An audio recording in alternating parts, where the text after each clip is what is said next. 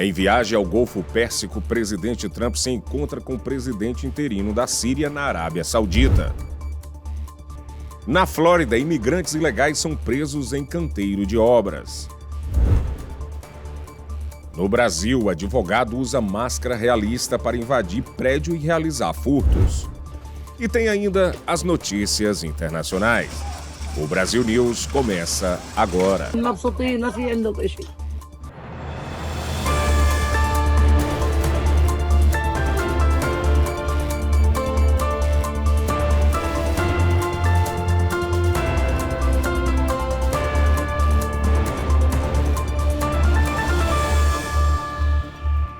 Boa noite. Em viagem ao Golfo Pérsico, o presidente Donald Trump se encontrou com o presidente interino da Síria, na Arábia Saudita, nesta quarta-feira. O presidente Trump e Ahmed al-Shara se reuniram na presença do príncipe herdeiro saudita Mohammed bin Salman. O encontro também contou com a participação, mas de forma virtual, do líder da Turquia. Na ocasião, Trump disse que estava suspendendo as sanções para dar à Síria a capacidade de começar de novo, depois de décadas de governo da família Bashar al-Assad. De acordo com a Casa Branca, o presidente Trump também pediu a Shara que normalize os laços com Israel, inimigo de longa data da Síria. Mais de 20 imigrantes ilegais foram presos em um canteiro de obras na Flórida. A repórter Lorena Gomes tem as informações.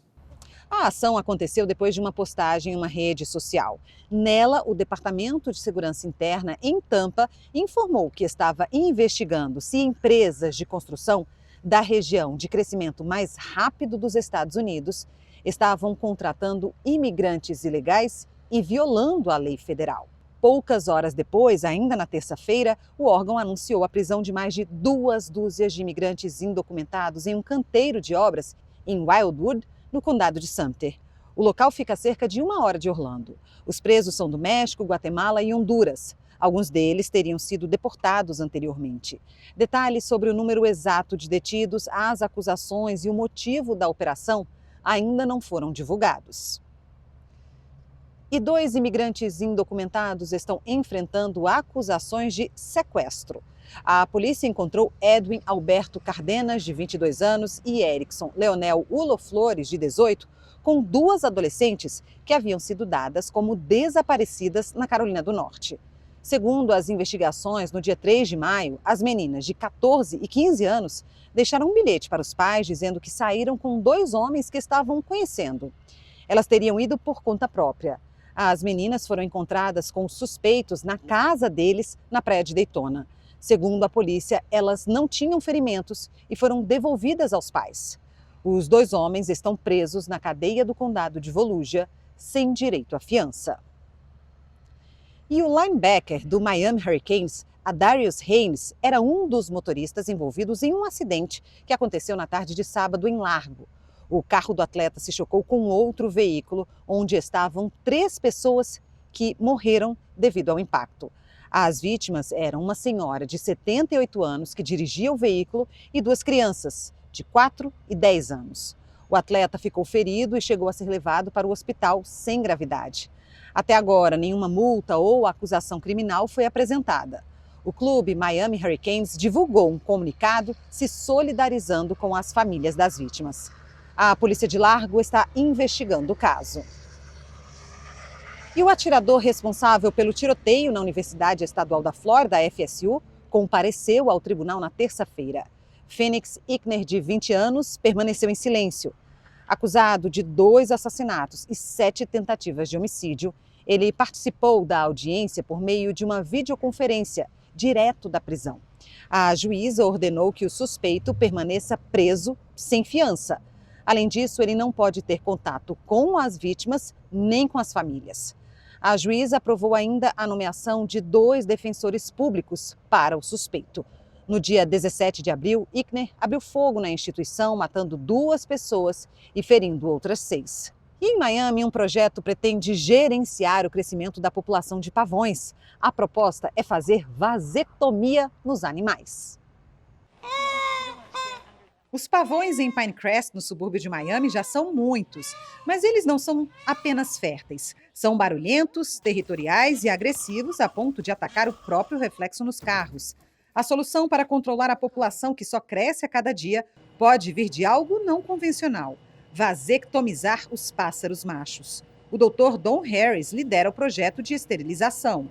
As a veterinarian whose oath from day one is above all do no harm, my number one priority is to be as atraumatic to the birds as possible. Harris diz que o programa é pioneiro no país. Até agora, 400 pavões já foram submetidos à vasectomia sem uma única complicação. Para quem se pergunta por que existem tantos pavões na Flórida, os especialistas respondem: os animais são nativos do sul da Ásia. Os que estão aqui provavelmente são descendentes de alguns pássaros soltos ou que escaparam nos anos 70. Esta moradora antiga diz que viu a invasão dos pavões em Pinecrest. I know it's really hard to understand for people who don't live here how annoying they are. I mean, when I was growing up, there were no peacocks. You know, our neighborhoods were full of herons, blue herons, and ibises. Those are the native species. And now, really, you would think that our mascot is the peacock because they're everywhere. A cidade recruta caçadores profissionais como Perry Colato, que usa canetas personalizadas para atrair e capturar os pássaros com segurança. They're very smart, so if they see something that they don't like, they're not going to come near you. You can chase them around with nets all day long, but you'll never catch them, or in a humane manner. Enquanto Pinecrest trabalha para controlar a população, as autoridades esperam que a esterilização, em vez de realocação ou extermínio, permita que os pavões continuem exibindo as cores, sem maiores problemas. A seguir, milhões de brasileiros podem ter o título de eleitor cancelado. E tem ainda as notícias internacionais. Até já!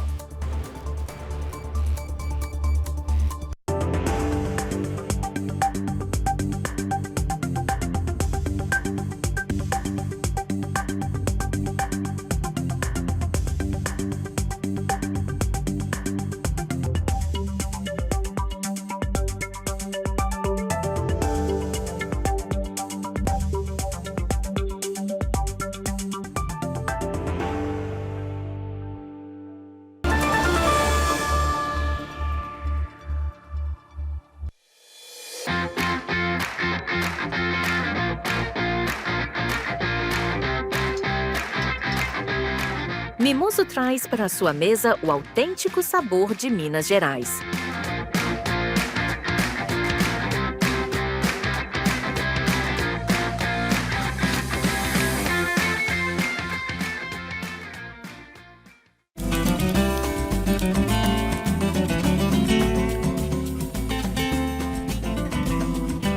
Transforme seu churrasco em uma experiência inesquecível com o mineiro.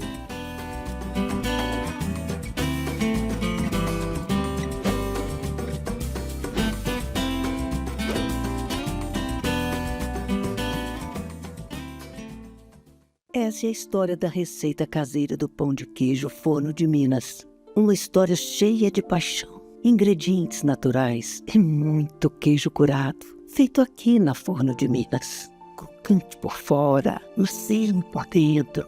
É impossível esquecer esse sabor, esse cheirinho e principalmente esse sentimento. Vó, tá pronto! Forno de Minas, receitas caseiras e muita paixão. E no Rio de Janeiro, um caso chamou a atenção da polícia. Um homem usou uma máscara realista para fazer um furto. A correspondente Arlene Balieiro tem as informações. O crime foi no dia 7 de fevereiro, mas a história só foi revelada agora. Imagens de segurança mostram um homem careca entrando no prédio. Segundo a polícia, ele é o advogado Luiz Maurício Galda. Nas imagens é possível ver também quando ele deixa o edifício. A identificação e prisão dele só foram possíveis porque, na fuga, Luiz usou o próprio carro. Com ele estavam os produtos furtados, 8 relógios de luxo avaliados em R$90 mil. O advogado disse à polícia que o crime foi encomendado por Alexandre Cioto André, ex-candidato a vice-prefeito da cidade, que está sendo procurado pela polícia. Ainda de acordo com relatos policiais, o objetivo era furtar R$1 milhão em espécie, que estaria no apartamento. mas a quantia não foi encontrada. Luiz e André foram indiciados por furto qualificado. Agora, a polícia quer saber se outras pessoas participaram do esquema. E 9 pessoas morreram e outras 10 ficaram feridas após um acidente entre uma carreta e uma van na noite de terça-feira. A batida foi na BR-251, em Minas Gerais. Segundo o Corpo de Bombeiros, a carreta seguia sentido Bahia Montes Claros e a van no sentido contrário. Com o choque, várias vítimas ficaram presas às ferragens. Dos 15 ocupantes da van, 9 morreram, entre eles uma criança. Os 8 feridos foram encaminhados para hospitais da região. Ainda de acordo com os bombeiros, os 2 ocupantes da carreta tiveram ferimentos leves e foram liberados no local. A polícia realizou perícia e vai investigar as causas do acidente. E termina na próxima segunda-feira, dia 19, o prazo para regularização do título de eleitor. Cerca de 5 milhões de pessoas correm o risco de ter o documento cancelado, segundo o Tribunal Superior Eleitoral, TSE. No último mês, mais de 100 mil eleitores já procuraram a Justiça Eleitoral para regularizar a situação. E para saber se o seu título está irregular ou não, basta acessar o site do TSE ou dos Tribunais Regionais Eleitorais, os TREs. O serviço é gratuito e deve ser realizado somente em sites oficiais da Justiça Eleitoral. Para realizar o pagamento em caso de débitos, é preciso acessar o autoatendimento eleitoral nos sites da Justiça Eleitoral ou no aplicativo e-Título. Há ainda a opção de ir pessoalmente ao cartório eleitoral. E uma imagem impressionante está chamando a atenção nas redes sociais. Um piloto registrou o momento em que ele faz o pouso de uma aeronave. O vídeo, feito direto da cabine de comando, mostra quando o avião atravessa uma densa camada de nuvens até alcançar a pista de pouso. A gente tem que admitir que a cena é de tirar o fôlego. E o que mais impressiona é a precisão da navegação por instrumentos, técnica essencial em situações de baixa visibilidade. Dessa forma, os pilotos seguem as orientações dos equipamentos do avião e do controle de tráfego aéreo. O registro é do piloto Rogério Mercaldi e o pouso foi no aeroporto de Aracaju. E você já ouviu falar em um fenômeno chamado pororoca? No coração da floresta amazônica, a força dos rios se combina com a atração da gravidade da Lua para formar ondas que se estendem por dezenas de quilômetros. Porém, elas correm o risco de desaparecer. Veja. Isso aqui é a pororoca. A gente está surfando no maior bioma do planeta.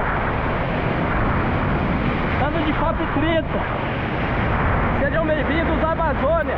O tamanho da pororoca no rio Mearim, na ponta leste da Amazônia, está diminuindo. Esta foi a conclusão do surfista brasileiro recordista mundial Sérgio Laus. Para ele, o fato pode ter ligação com a mudança climática. O temor é que o fenômeno desapareça. Além disso, as ondulações eram ainda bem menores que as ondas de 5 metros do rio Araguari, no Amapá, que secaram devido à erosão causada pela agricultura e represas instaladas na região. É uma intensidade, a gente está surfando a face da maré. São milhões de metros cúbicos de água que vem transbordando o rio adentro. Não é uma onda. Uma onda ela quebra e se desfaz. Essa ela só vem ganhando intensidade. É um tsunami amazônico, para ter uma associação melhor. Assim. Pesquisas mostram que a mudança climática tornou partes da Amazônia mais quentes. Isso afetou os padrões de chuva, que mantém estável o volume de água nos rios da região. No Mearim, por exemplo, o mar invadiu novas áreas, criou bancos de areia e formou mangues, que bloqueiam a maré oceânica. Essas mudanças climáticas sim interferem, a gente precisa ter olhos para isso e espero que agora a gente tenha esse momento aí especial na Amazônia, lá em Belém, e que a COP30 traga novas esperanças, para o Brasil e para o mundo.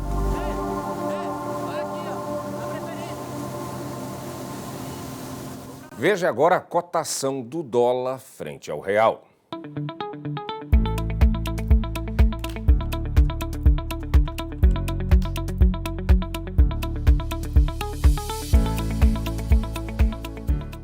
Ataques militares israelenses mataram dezenas de palestinos em toda a faixa de Gaza nesta quarta-feira. Autoridades de saúde locais relataram que ao menos 70 pessoas morreram em decorrência da ofensiva aérea israelense no norte da faixa de Gaza, entre elas crianças. Essa mulher diz que as pessoas ainda estão sob os escombros e pede o fim da guerra. Os ataques ocorrem enquanto o presidente Donald Trump visita o Oriente Médio e após o Hamas libertar um refém israelense americano na segunda-feira. Gesto que alguns acreditavam que poderia preparar o terreno para um cessar-fogo. E esta edição do Brasil News termina aqui, mas você pode rever todas as notícias no nosso canal no YouTube. Boa noite.